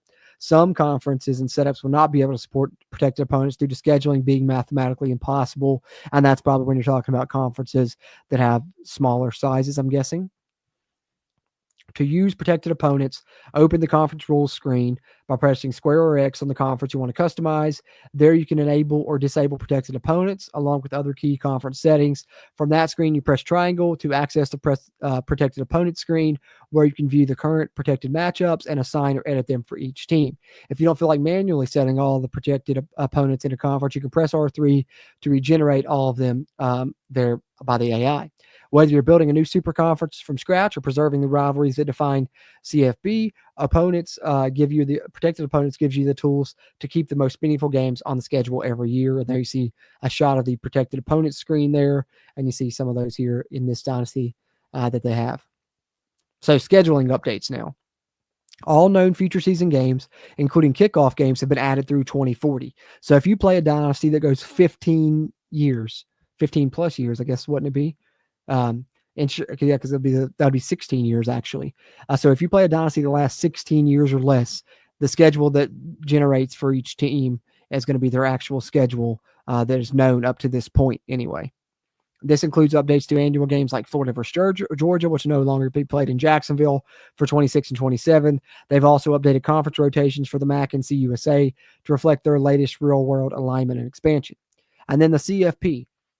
The college football is ever changing, and they wanted to reflect that in 26, and they're excited to say that you have the opportunity to experience the new playoff format in Dynasty before you experience it in real life, which, if you guys know, they've moved to straight seeding format now as the playoff changed, so that now the top 4 teams in the rankings automatically receive the first-round buys. Previously, they were awarded to the highest-ranking conference champions. And there we see a shot of the CFP screen there. It looks like Penn State won the Natty over Oklahoma here in this Dynasty that they played through. And then some quality of life updates here. They added a number of improvements that make it easier to navigate, manage, and access key information within Dynasty. Quick access to player info. Anytime a player appears in a spreadsheet, you can press triangle to open their player card or right stick to view their stats and awards history, and then the stats and attributes are everywhere. Now, anywhere a player appears in a spreadsheet, you'll be able to see their season stats on the player module. This makes it easy to compare award candidates on the awards watch list. Thank you. I was missing that so much. Look at the Heisman watch list last year, you don't even see no stats or anything. Such a good quality of life update right there, much needed, and we all requested that one. The second new panel is the player attributes, which shows 6 attributes that are key to the player's position. So look here under Heisman Watch, and you see here Zachariah Branch leading this one. You have Cade Klubnik, Ryan Williams, John Mateer, and Jeremiah Smith in there. But you have his season stats right there popped up: 101 catches, 1,500 yards, 11 TDs, 74 was his longest reception, 1 drop, nearly 500 yards after the catch. And then you have his stats last game right there, just like you did on last year. But thankfully, you do have the season stats popping up now, which is nice.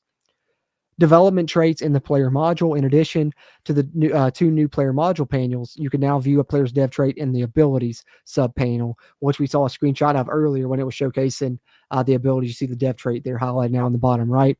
Note the development trait will only be viewable for players in your team. Of course, I would expect that to be the case. Quick access to team schedules within conference standings and top 25 polls. You can now press triangle on a team to view their full schedule and quickly compare resumes. Oh, that's cool. And then the members tab. In Dynasty Hub, they've added a new tab called Members. The Member tab lets you see every user in your online Dynasty or every coach character in your offline Dynasty. For each team, it shows their username, team, top 25 rank, current matchup and result, platform, online status, and whether they're ready to advance.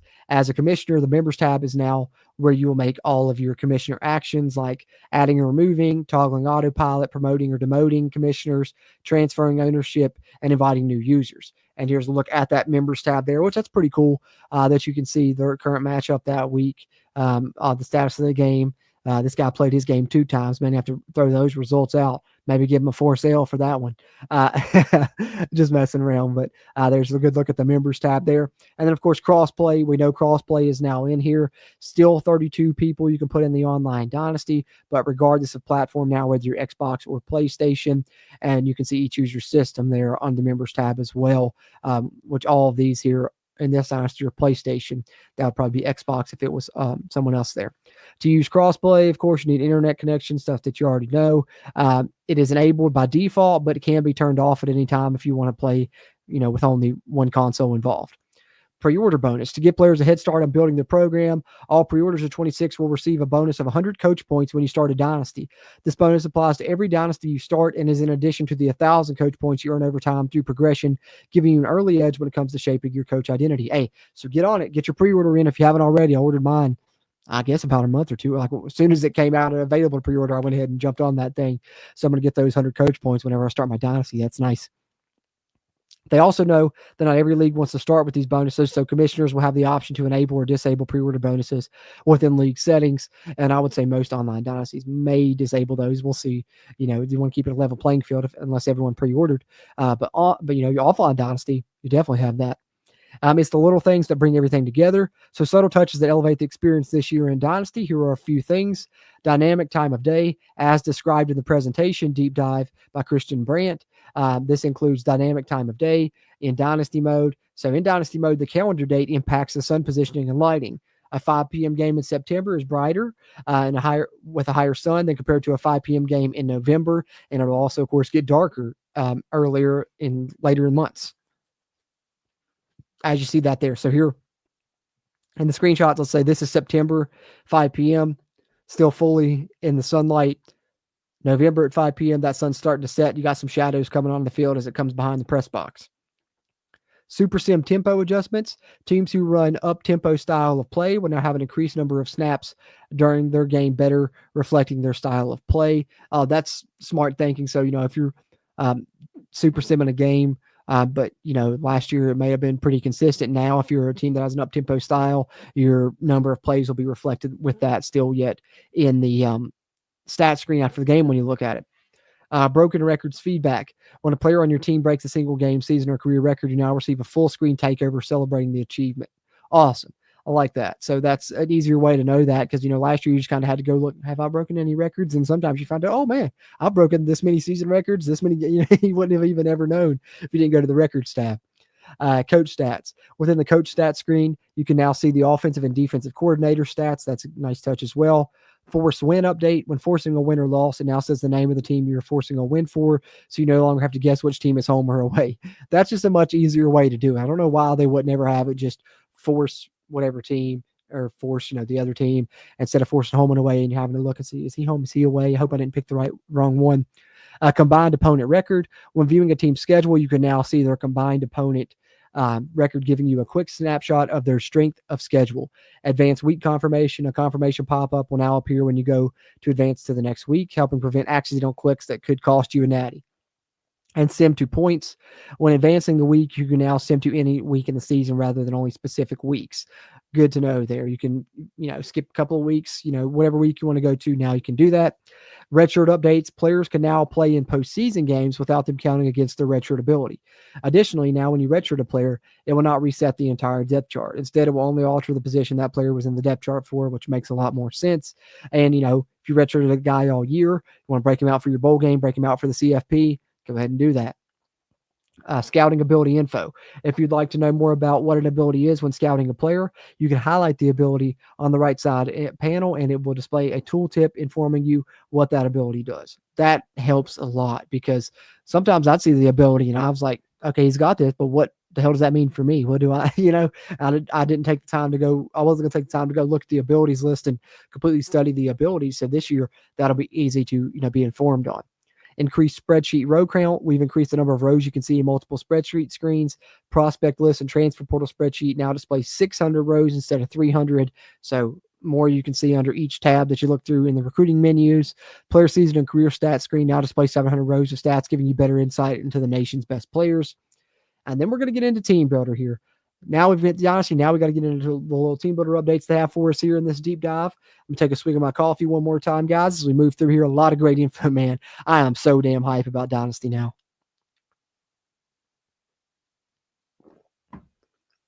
Okay. I said when they launched Team Builder last year, they were blown away by the creativity and passion from the community. It was incredible to watch players not only build their own teams, but also help others bring their fantasy creations to life with templates and other assets. They love seeing everything that people put together and can't wait to see what they build next. Just like Dynasty Mode, Team Builder is part of a multi-year vision where they continue to expand and deepen the experience over time. Last year was about laying the foundation, launched Team Builder as a beta, and they're now removing that tag. Team Builder has been hard at work polishing and improving the overall site performance. Team Builder now has a completely new look and the site is 2 times faster. Awesome. I didn't even try it last year because I heard about all the glitches and bugs. I didn't even know that it was just in beta though last year either. That would have been something that, makes it make more sense as to why it functioned the way it did, but I might give it a try this year and we'll see. Overall render performance has greatly improved. So Team Builder will now work on a wider array. Excuse me. Sorry, guys. Doing a lot of talking here through this. What's a big campus huddle deep dive. Team Builder will now work on a wider array of devices and even on lower end machines. In addition to performance updates, CFB 26 was about building on the foundation they built with even tighter integration to Dynasty and more customization. And 25, you were limited to 10 custom images per team. And 26, you can now upload a limit of 5 megabytes per team. This means you can upload as many custom images and textures as you want until you hit the 5 megabyte limit, increasing your creative power. That's pretty sweet. Get a little Team Builder screenshot there. Import teams from 25. We know how much time and creativity you poured into your Team Builder teams last year, so they wanted to ensure you could bring them over, so you can do that. In 26, you can import them directly from 25. From the Team Builder menu, press the import button in the top right corner. It'll open a drop-down asking you which title you'd like to import from. Select 25. You'll see a list of every team you created in last year's game. Pick the team you want to bring forward, and you'll be taken to the edit team page. Here, we'll flag any assets or details that couldn't carry over from last year's game and give you the chance to make adjustments before you republish. So that's cool. So, that way that eliminates, kind of transferring over one team I made from 25 to 26, not me specifically, because like I said, I didn't do it, but if you did, and they didn't have that feature right there and there was a glitch, it would just be on the team and you just have to deal with it. You're like, well, it worked on 25. It's got these glitches on 26. Now it gives you the ability to fix that before you republish it. Make sure you take a few moments to fill out the new Team Builder features we've added this year. So there's some new features involved that you're going to update, even if you do transfer over a team. We're about to get into some of those here moving forward. So once your team's ready for prime time, hit submit and your creation will be live and available for 26. Defining your program. In Dynasty, all teams have a set of my school grades that define who they are as a program. The graded academics, traditional powerhouse. Within the program tab, you now be able to choose your starting grades by selecting from a list of unique templates, each representing a different school identity. Whether you're powerhouse, pro factory, or cupcake trying to establish yourself, there's a foundation that fits your vision. And that's kind of how it used to be back in the day on Team Builder for 14, right? Once you pick a template, you'll see your team projected, team prestige, and my school grades. Some of these grades will show up as exact values, other appear as ranges, and that's by design. Several elements of your team setup can influence how these grades shake out. Interesting. So your stadium atmosphere grade will adjust based on the size of the stadium you select, and your championship contender grade depends on which team you replace in Dynasty mode, since you'll inherit their preseason ranking. Other attributes like coach stability, prestige, and conference prestige won't come from your template at all. Instead, they'll reflect your coach setup when you start Dynasty and where you choose to place your team in the custom conference. And here we get a screenshot of that here. So fail you here is what they've got it determined here as the program type. So you can pick that if you want, and everything's very poor. So that's one of the program types you could pick if you want the ultimate challenge, I guess, right? And then here you see a cupcake and where some of those grades start out there. And here you see one where they're talking about with the range there. So it could be from F to C plus there on pro potential. And here you see powerhouse and how high those grades are. And the team prestige would be a 5-star. Team prestige under cupcakes, 2-star. Fail you is 0 stars.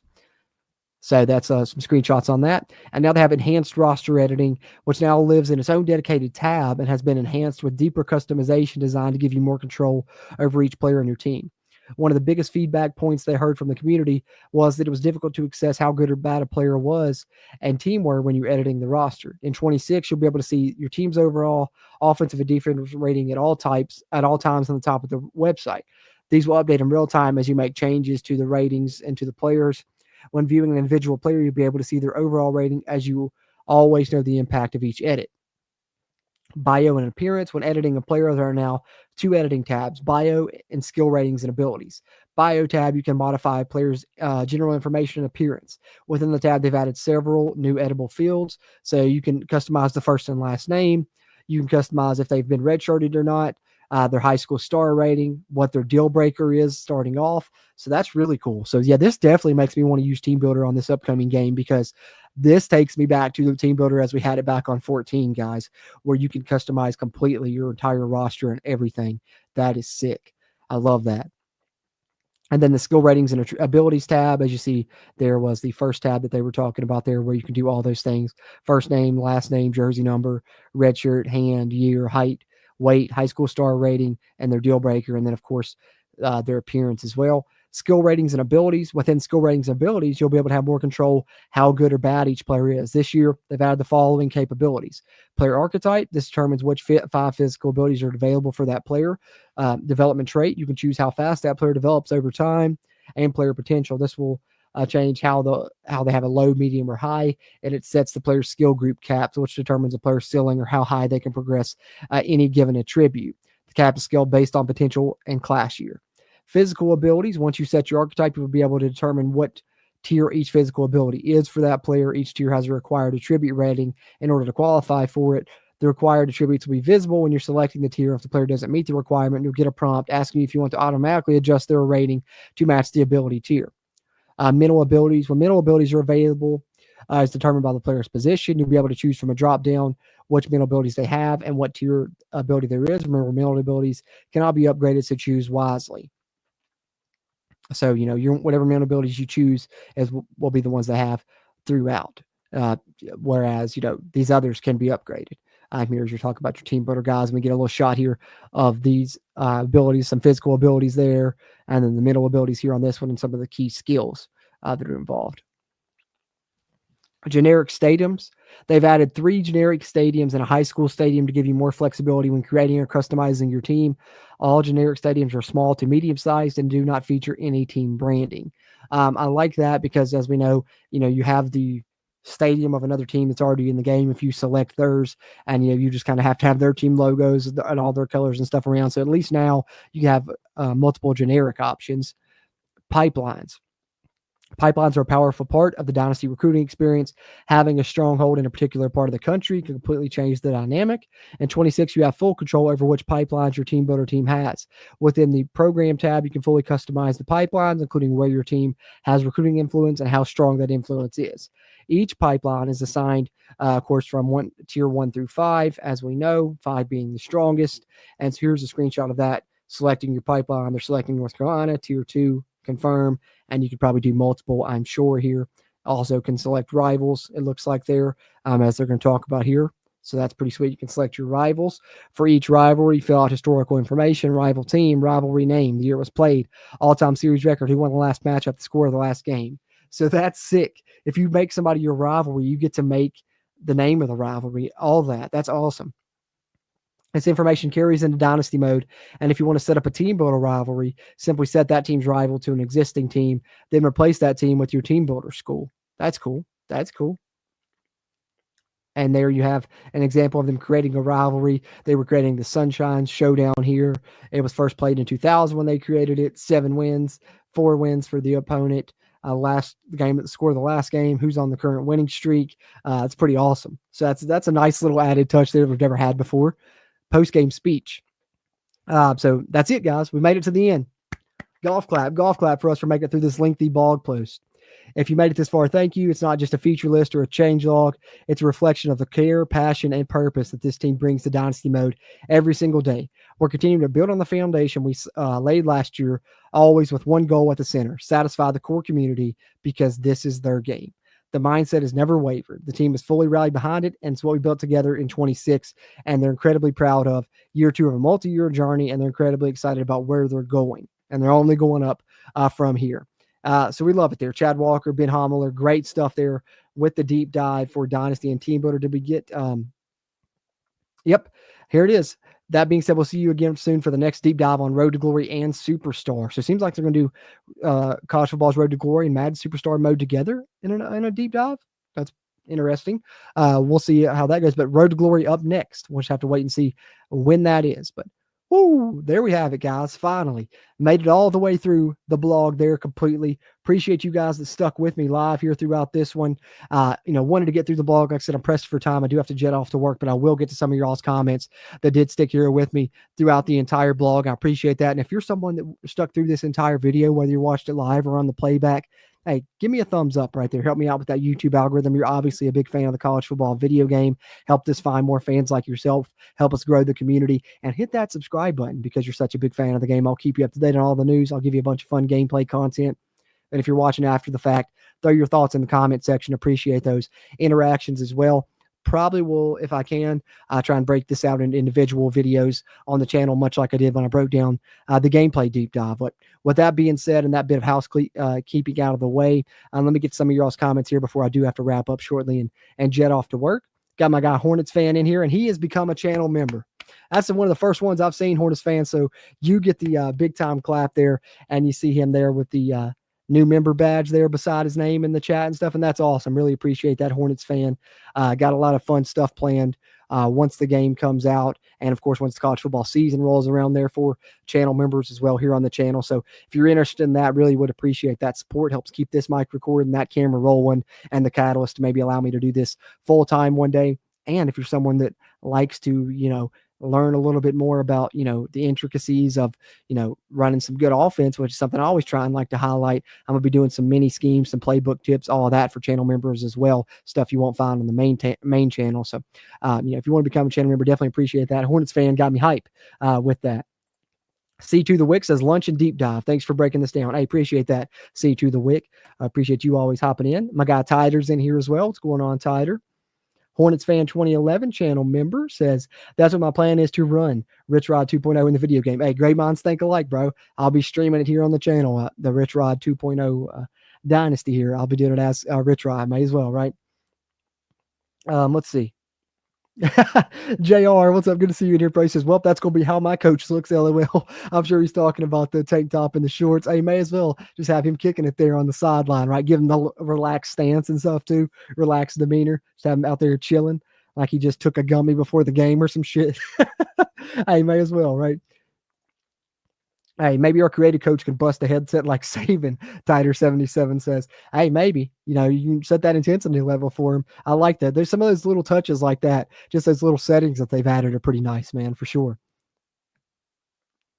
Let's see. Tejas0311 says that deep dive by EA was a shallow dive. So thanks for a real deep dive. I appreciate that, Tejas. Definitely, I've always found I like watching the videos, don't get me wrong, but once you go through and break down the entire blog, that's where you get the real juicy info. So that's I may be one of the only people that prefers reading through, the thousands and thousands of words and nearly 100 pages they drop in the blog sometimes. But that's where you get all the juicy info, I think. And so I just decided to dive right into that. Appreciate the kind words there, Tejas. Let's see. Hey, what's going on, James Weekly? Good to see you, man. I'm excited about the real coaches being back as well, for sure. For sure. Um, that would be cool if we could, if they don't have FCS players and FCS teams on the game, maybe that's something they'll add in the future, right? Like you can recruit JUCO, and maybe in the transfer portal, you'll see a guy have a designation FCS or D2 in the future. That'd be something that would be, I don't think that hard for them to add. That'd be a nice little touch, James. I like that. C2 the Wick says CEO more the merry during portal week. 8 new portal players. Week 1 would be huge. Great point, man. Yeah, that's going to be a highly sought after ability there. That more the merrier, doubling the amount of visits you can have in. And like C2 the Wick, my guy says there, if you do that during the portal, yeah, you can get a nice little jump there during that first week. Hey, what's up, Jared? Doing good, bro. Good to see you as well.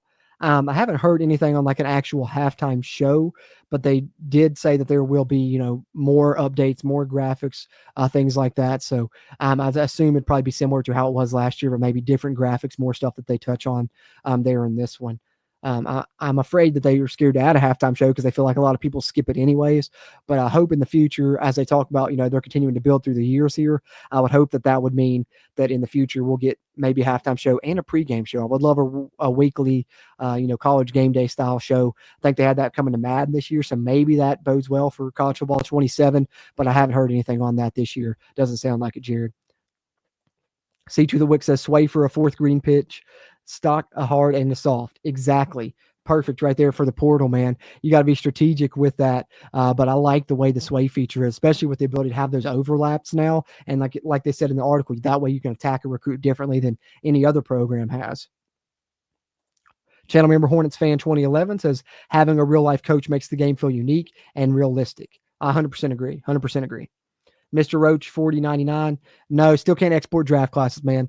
I don't think that's ever going to happen, unfortunately. Just too many legal issues involved in their opinion, and I don't blame them. For as long as the game went away, they want to walk on every eggshell they can to avoid any potential legal issues even coming close to popping up again and us losing the game again. And as much as I'd like to have the ability to export draft classes as well, I'll take having the game around versus not having it around. And, if that's the penalty that I have to suffer for it, that's fine in my opinion, but that's just going to be that way for the foreseeable future, unfortunately. I feel like it's not worth getting if you can't, man. I won't but too much how I play when Madden comes out. Hey, to each their own, Mr. Roach. I understand some people are that way. I'm the complete opposite. I don't like pro sports. So for me, this is it for me. I don't that's why I don't care if they go to Madden or not. If they did, it may make me more likely to play Madden. That could be how they get me onto Madden. But like last year I copped the MVP bundle, played Madden for 2 quarters, didn't like it. So this year I just got the deluxe edition of college football. And just because I'm gonna save myself $50 and know college football is all I'm gonna play because it's where my passion is. So it's like, why get Madden? But I have heard plenty of people share your opinion there that they want to be able to do that as well because they like to play Madden also. And I understand that. I understand that line of thinking. And, it would be nice if they could eventually bring it back. But I don't know, for the foreseeable future, I see it just as highly doubtful anytime soon, unfortunately. C2 the Wick said the best time of gaming as a kid was NCAA 06 export draft to Madden. Hey, NCAA 06, man, that's arguably the greatest NCAA game of all time. I love NCAA football 06, man. It really is great. So I caught up on all the comments here now and got a little bit of housekeeping out of the way there. We've went through the blog. So let's watch the video. I haven't had a chance to watch it yet. Let me go ahead and pull it up and I'll pull up the deep dive. I know it's not going to show anything that we haven't covered in the blog, but I may as well get a glimpse of the video myself also. Let's go ahead and hit that really quickly before I got to hop off here and jet off to work. But I really appreciate you guys that watched live. Had a nice turnout for this one. And I appreciate you guys that will watch on the playback as well. And like I said, I'll try and break this out into potentially some pre-recorded videos in the future as well. So 5 minutes, 41 seconds. Yeah, I can swing that. Play this through before we wrap up, guys.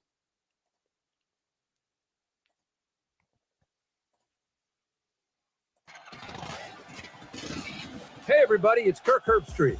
Improvements to Dynasty and EA Sports College Football 26 are focused around adding authenticity to every Dynasty run, while also delivering on community feedback.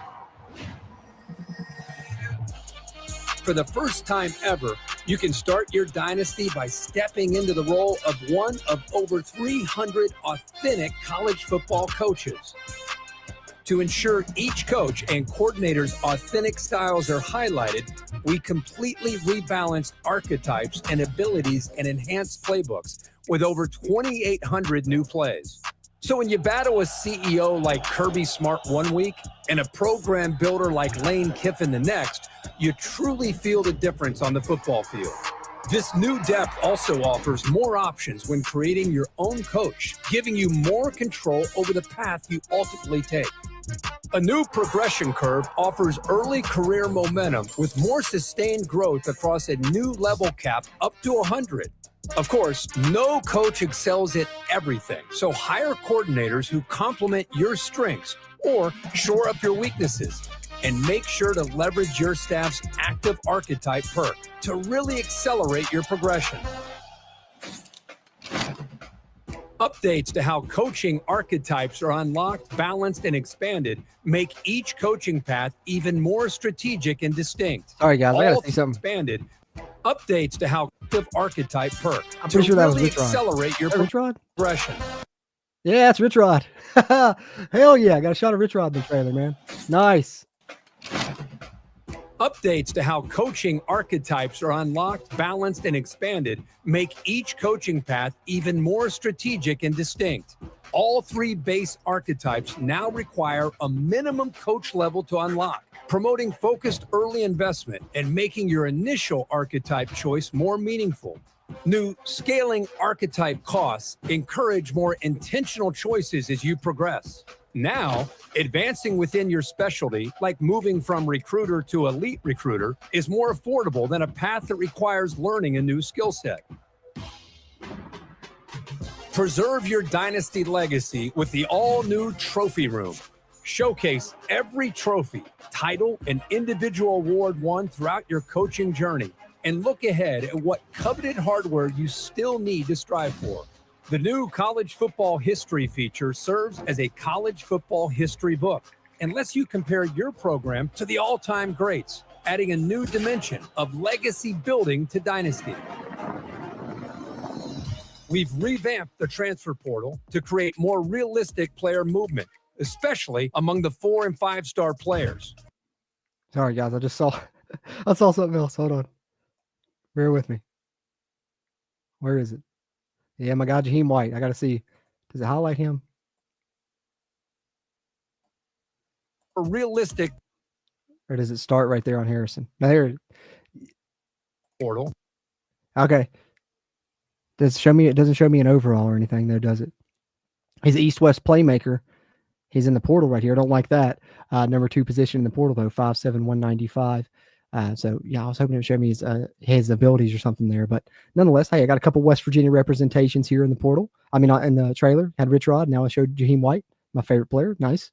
To create more realistic player movement, especially among the 4- and 5-star players. Now, from 2,000 up to 3,500 athletes can enter the portal each season, giving you fresh ways to build your roster year after year.